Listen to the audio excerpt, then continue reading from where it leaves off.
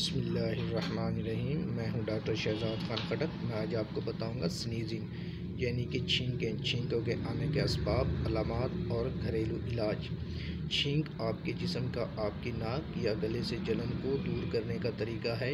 छींक हवा का एक ताकतवर गैर इरादी अखराज है। छींक अक्सर अचानक और बग़ैर वार्निंग के आती है। छींक का दूसरा नाम सख्ती है। अब आते हैं कि इसके असबाब क्या हैं।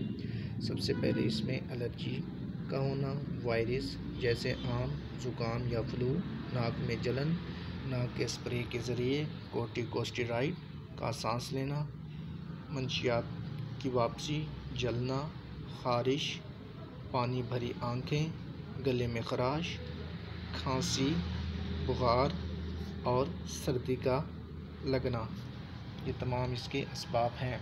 अब आते हैं कि इसका घरेलू इलाज क्या है। सबसे पहले आपने अपने आप को जिंक पर लोड करना है, यानी कि जिंक का इस्तेमाल अपनी ज़िंदगी में शामिल करना है।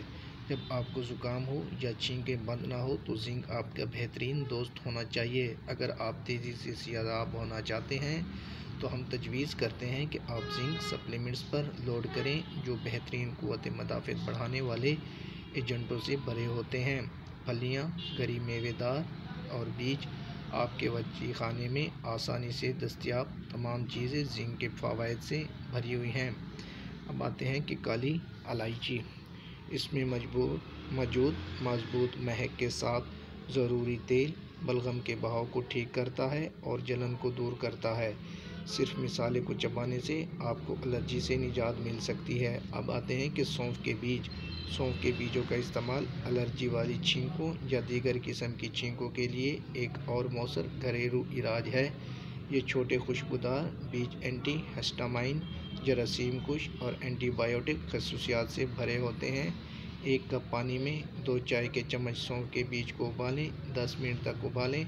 फौरी आराम के लिए इस चाय को घूंट दें। अब आते हैं कि करेले के ज़रिए। करेले में दवाओं की खसूसियात हैं जो छींक के इलाज के लिए बेहतरीन हैं। 4 से 5 करेले लें और उन्हें कुछ देर के लिए पानी में भिगो दें। पानी से हटा दें। थोड़ा सा गर्म पानी डालकर लौकी को पकाएं। मुतबादल के तौर पर इसे ब्लेंडर में डालें और जूस बनाने के लिए थोड़ा सा पानी डालें। कुछ मिठास के लिए शहद भी शामिल करें। छींकों से लड़ने के लिए इस जूस को बाकायदगी से पिएं।